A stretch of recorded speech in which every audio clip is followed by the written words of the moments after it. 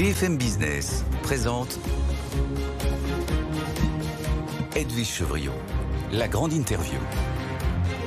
Bonsoir à tous, bienvenue dans la grande interview. Ce soir, je reçois quelqu'un, un dirigeant qui vient de fêter les 1 an de son groupe. Vous voyez, Jean Béguet, Jérôme Stubler, bonsoir. Bonsoir Edwige. Merci d'être avec nous. Vous êtes le patron d'Equance. Equance, c'est le géant mondial des services à l'énergie. Je le disais, créé il y a tout juste 1 an. Du reste, aujourd'hui, vous sortez d'un séminaire où vous avez réuni vos troupes. Equance, c'est quoi? C'est 18 milliards à peu près de chiffre d'affaires. On reviendra sur les chiffres plus précisément. Alors, Equance, en fait, on a créé en 18 mois un leader mondial des énergies et services, c'est-à-dire une société qui est en train de décarboner les bâtiments, les usines, les villes, et qui travaille dans les transports et qui travaille avec 100 000 collaborateurs dans une vingtaine de pays dans le monde, 96% du chiffre d'affaires en Europe et en Amérique du Nord. Alors c'est au cœur de la transition énergétique, mais aussi la transition digitale. Vous êtes filiale dorénavant du groupe Bouygues. C'est bien ça. C'est un enjeu absolument colossal. Ils ont mis quand même 7 milliards sur la table. C'est dire si la pression est lourde pour vous, Jérôme Stubler, parce qu'il faut que votre groupe, ça crache un peu des marges. Et pour l'instant, elles ne sont pas encore complètement au rendez-vous, mais vous avez un objectif fixé à 5% en 2027. On va revenir là-dessus. D'abord, une question. Vous êtes très ciblé sur l'Amérique du Nord, l'Europe. Évidemment, vous n'êtes pas dans le Moyen-Orient, mais lorsque vous voyez ce qui s'y passe, est-ce que vous, en tant que chef d'entreprise, puisque vous êtes dans un métier où les matières premières ont un impact fou, est-ce que ça vous inquiète ? Alors d'abord, j'ai une pensée pour ceux qui souffrent de chaque côté de la frontière de la bande de Gaza. J'espère que ce conflit restera local et qui perdurera pas trop. On n'est pas présent en Israël, on ne travaille pas au Moyen-Orient. Bien évidemment, si ce conflit devient plus complexe et qu'il a un impact sur le prix du pétrole et sur les matières premières, on aura un impact sur l'économie mondiale de l'énergie. Oui, donc c'est évidemment quelque chose que vous regardez au-delà, évidemment, du drame humain qui est en train de se dérouler. Alors, je vous ai créé il y a 1 an à peu près. Vous avez, donc c'était les services énergie qui appartenaient à Engie. Il y avait au départ, je crois, 1100 entreprises. Maintenant, vous avez 800 entreprises, c'est ça? Parce qu'en plus, vous avez fusionné avec la partie énergie et services de Bouygues. Alors en fait, on a une première phase qui a permis de constituer Equance à partir effectivement de plusieurs centaines d'entreprises qui étaient chez Engie.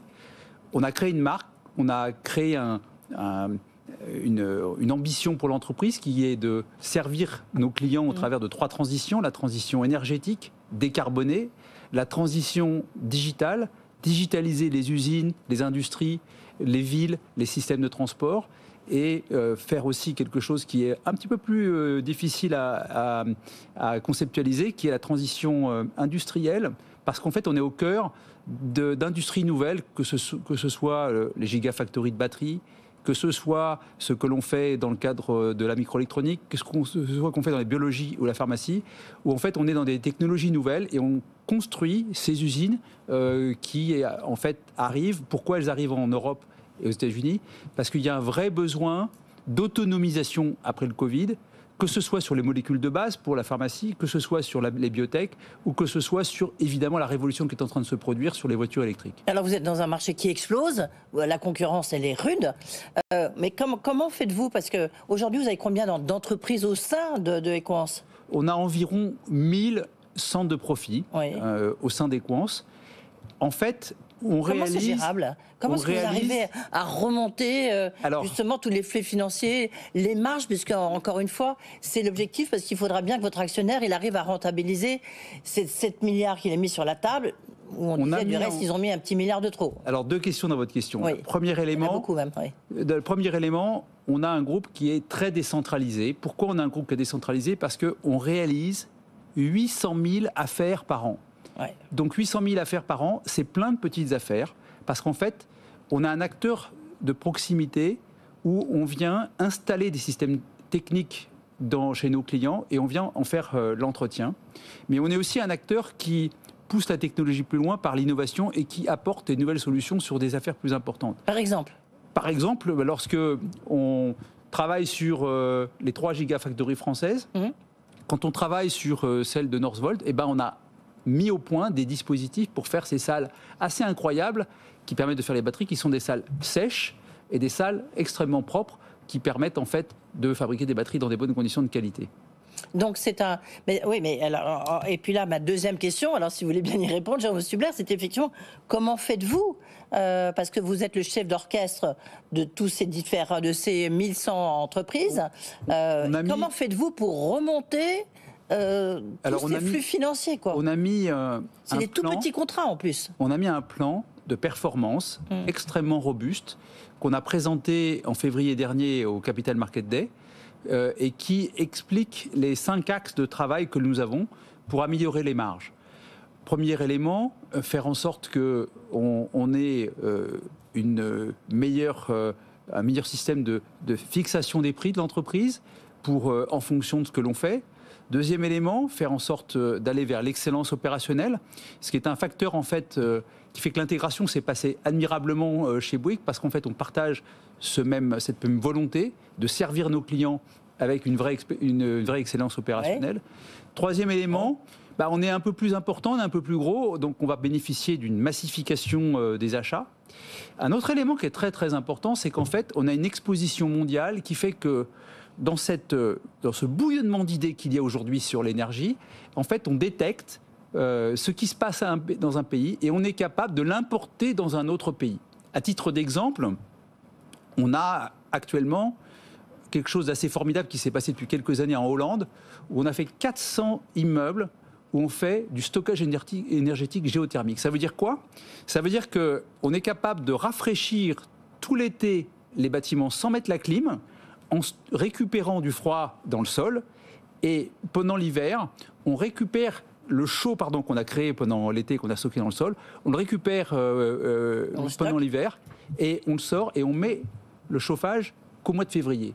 Et qu'on arrive à passer quasiment les 2/3 de l'hiver sans utiliser de chaleur. Et ça, c'est quelque chose que l'on pousse, par exemple, auprès du gouvernement français, parce que ça permet de diviser par 3, par 5, parfois par 10 et même par 20 dans certains cas, la consommation d'énergie électrique qu'on utilise pour chauffer et refroidir un bâtiment. Une autre petite question, est-ce que pour vous, la restructuration, la réorganisation, j'ai vu que vous avez vendu une partie de vos activités au Royaume-Uni, est-ce que la réorganisation du groupe Equans, pour vous, elle est terminée, elle est derrière vous?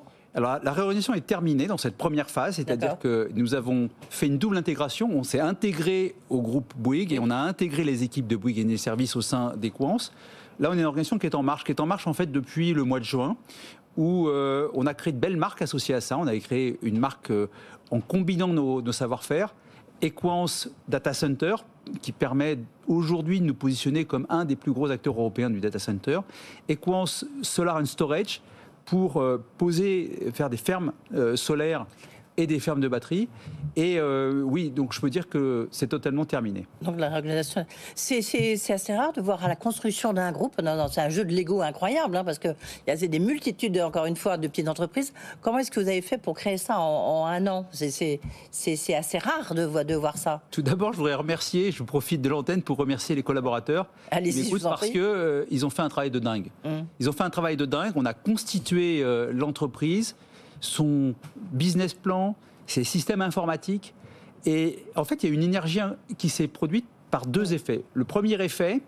vous êtes dans un marché qui explose. Donc voilà, c'est qu'on est dans un marché porteur. Très porteur, oui. On a un marché porteur et on sert à quelque chose. C'est-à-dire que quand vous travaillez, et c'est assez rare pour la transition énergétique, et vous êtes au cœur de la transition énergétique, on l'a fait vraiment, la transition énergétique. On l'a fait avec nos mains. Quand on remplace une chaudière à gaz par une pompe à chaleur, quand on va dans une usine et qu'on récupère la chaleur fatale d'une usine pour la réinjecter dans l'usine, quand on électrifie les systèmes de transport ferroviaire, on sert à quelque chose. Et ça a généré une énergie positive vraiment importante au sein de l'entreprise. Le deuxième élément, si vous permettez, c'est qu'en fait, les collaborateurs d'Equans sont devenus core business de leur société, ce qui n'était pas le cas avant. Vous faites un petit peu, oui. Ah ouais, mais c'est pas négligeable pour la motivation des collaborateurs. Ouais. Ça nous a permis d'aller assez vite. Jérôme Stubler, est-ce que ça coûte pas trop cher? C'est un peu tout l'enjeu. Vous avez lu, j'imagine, mieux que moi, le rapport de Jean Pisani-Ferry et de Selma Mahfouz. On voit bien, c'est des investissements absolument colossaux pour les entreprises, les particuliers. Vous êtes B2B. Est-ce qu'il ne faut pas y aller plus doucement, en fait, dans cette transition écologique ? Moi, je ne crois pas. Alors, on ne travaille pas dans le B2C, on travaille que dans le B2B. Oui. Dans le B2B, si vous voulez, on rencontre tout le temps des entrepreneurs qui veulent décarboner leur entreprise, qui veulent décarboner. Mais est-ce qu'ils ont les moyens ? Ils ont les moyens. Ils ne savent pas comment faire, ils ne savent pas comment prendre le problème. Et nous, on arrive avec des solutions pour décarboner leur transport. Donc pour vous, les entreprises, ceux qui nous disent ici même, ils se trompent. En fait, ils ont les moyens. Vous leur dites, ils ont les moyens. Ils peuvent investir. Aujourd'hui, le retour sur investissement est extrêmement court. Je vous donne un exemple. Vous mettez un système de gestion technique des bâtiments, c'est-à-dire un système électronique qui va gérer le chaud et le froid de manière un peu plus intelligente qu'un thermostat dans un bâtiment. Le retour sur investissement est de quelques mois et on fait des gains énergétiques qui vont de 10 à 30%. 30% si votre bâtiment est mal conçu, 10% s'il est déjà bien conçu. Premier exemple. Deuxième exemple, vous faites de la rénovation énergétique et vous changez votre système de chaudière par une pompe à chaleur. Retour sur investissement, 3 ans, 5 ans selon les cas. Ouais. Ça, c'est des investissements qui sont, je dirais, relutifs extrêmement rapidement, en particulier à un moment, et on l'a vu avec la guerre en Ukraine, où on a une fluctuation du prix de l'énergie qui fait qu'en fait, travailler sur ces sujets qui sont des sujets économes en énergie permet en fait de sécuriser son prix. En fait, ce qu'on explique à nos clients, c'est que à quoi on sert à 3 choses. Faire en sorte de consommer moins. Oui, la meilleure énergie, c'est celle qu'on ne consomme pas. Bien sûr, oui. Consommer vert, c'est-à-dire faire en sorte que on consomme une énergie décarbonée, et consommer flexible, c'est-à-dire être capable d'utiliser l'énergie quand elle est disponible. Je parlais des objectifs financiers que vous avez. Vous avez un peu le couteau sous la gorge, hein, parce que c'est un enjeu très important pour le groupe Bouygues et pour son directeur général Olivier Roussat. On a dit que vous avez acheté un peu trop cher. Maintenant, il faut que cet investissement il soit rentable. Aujourd'hui, vous faites quoi ? 2,5 de marge. Vous avez un objectif à 5% en 2027. Est-ce que c'est la grande inconnue en disant est-ce qu'il va être capable de délivrer ? Écoutez, on va être capable de délivrer. On a un plan robuste. Cette année, on a annoncé au marché qu'on allait délivrer entre 2,5 et 3%. Plutôt 3, non ? On est bien parti, on verra. Ouais. En 2025, on a indiqué qu'on serait un peu en dessous de 4%. Et effectivement, en 2027, qu'on sera à 5%. On a un plan de marche détaillé, un plan de marche qui est déjà en train de se mettre en place dans les centaines d'entreprises d'Equans, avec des collaborateurs motivés. Vous avez des concurrents qui gagnent plus d'argent que nous aujourd'hui. Oui, parce que si vous prenez SPI, pardon, ils sont à 5-6, quoi. On a des concurrents qui gagnent plus d'argent, et c'est une bonne nouvelle. Parce que c'est plus facile de gagner un peu plus d'argent quand les concurrents sont devant que quand il faut les doubler de vitesse. Donc on a un marché qui est porteur, des concurrents qui gagnent plus d'argent, un plan détaillé, des collaborateurs motivés. On a remis le nord au nord. Et je peux vous assurer que ça fonctionne. Chiffre d'affaires, on disait 17,7. Là, vous serez plus de 18 milliards sur 2023 ? Voilà, je pense qu'on fera un peu plus de 18 milliards en 2023. Oui. Vos objectifs, en fait, c'est quoi ? C'est la rentabilité ? C'est vous développer ? On a indiqué au Capital Market Day qu'on a 2 phases. Oui. Une première phase, 2023, 2024, 2025, qui est une phase d'amélioration des marges. Et ensuite, une phase de croissance. On s'applique à ça, on s'applique à faire ça par territoire. Lorsqu'un territoire a atteint un certain niveau de rentabilité, alors on libère la capacité de croissance. Donc on fait ça par secteur et par territoire. Puisque vous êtes vraiment, vous êtes au plus près de vos clients, ou du moins c'est le choix que vous avez fait, donc c'est toutes petites entreprises, encore une fois. Comment est-ce que vous faites pour qu'ils soient tous, qu'ils aient un savoir-faire qui soit à peu près équivalent ? Si vous voulez, si vous êtes à Agen ou si vous êtes près de Lille ou de Rennes, pour qu'il y ait la même qualité de service.